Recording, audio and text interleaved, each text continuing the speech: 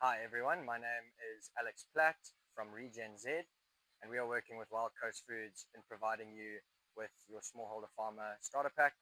And this is a brief explanation of how to prepare a seedling tray. I'm going to be using spinach for this example, as I know spinach is one of your crops and one of the common crops grown in the Eastern Cape, so I'll be using it as an example. Seedling mix is probably the most important part of your growing operation, so procuring a seedling mix from a nursery or a nearby store that has been carefully made up is money well spent. So if you can get it, I would recommend it. But if you are going to be making it from your garden using what you have, we recommend just grabbing topsoil from your garden. You can mix it with a little bit of manure. It must be quite fine, so you must take out any sticks or rocks and try and ensure that the majority of the medium is quite a fine soil or sand, and it doesn't need a lot of nutrients in the starting point. So don't add much fertilizer, but in this scenario, we're going to add 5% of the Beyond PSP, which is in that 20 kg bag that we've given you, and you can mix it in at 5%. So you'll see here, I've got 1 kg of soil, which we've just used a potting soil here, and you can see it's 1 kg on the scale here. I'm just going to put in 50 grams worth of fertilizer, so you can see it's gone to 1 kg 50 grams. That's the 5%.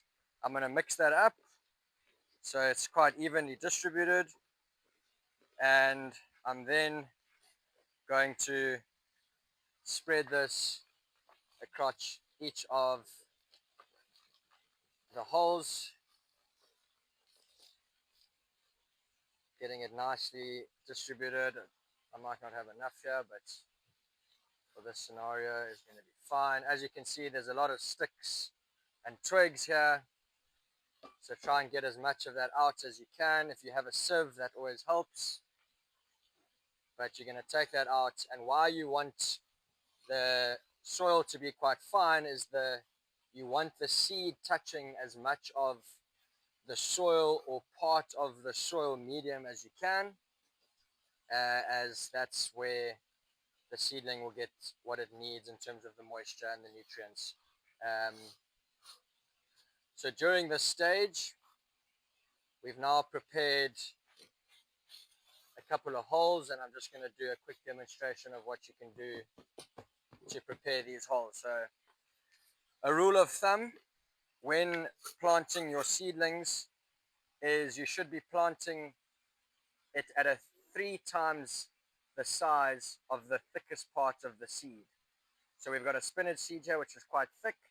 You want to push that down into the soil 3 times the size of that seed. So I'm going to push it in here, and I'm going to push that whole thing in so that it's quite finely compacted in there. It's about 3 times the size, and then I'm going to come over it with a little bit more soil. Don't use the fertilizer as I'm doing, but come in with the soil, and that's how you would prepare each seed. So if I'm just going to go again into this hole here, I'm going to push that down, and you can push it quite tightly down, and I'm going to grab some soil and cover, and there it is.